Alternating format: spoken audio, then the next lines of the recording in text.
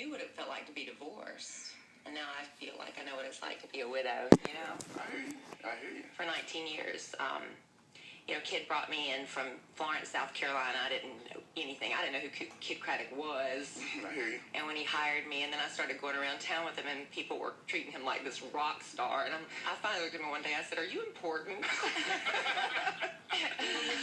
He's like, "Well, yeah, I'm kind of a big deal." And he was a big deal, and he's responsible for every good thing I have in my life. If I hadn't come to Dallas, I wouldn't have all of you as my friends. You want to boil it down, I wouldn't have Kellie.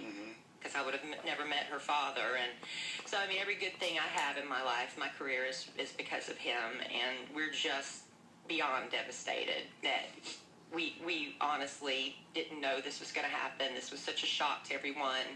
I know there's so many rumors flying around out there that we were all keeping a secret or something, but this truly was a shock. Sure. And I think, the first thing I asked the doctor, what I wanted to know was, did he suffer? And was he afraid? And the doctor said no. So I think that his fans want to know that. He didn't feel any pain whatsoever. He had a great... We were in New Orleans, and we were there for a kids golf tournament, which is, we were talking about just everything from the past week has been so incredibly ironic.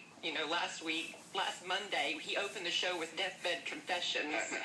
It's like, what the hell kind of freaky-deaky stuff was going on in the universe? Yeah. That was not like he was not sending out any secret signal he didn't know. And it was just one of those ironic things. We've done things like that in the past.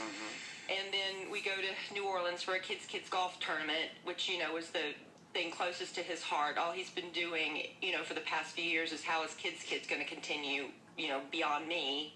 And it will.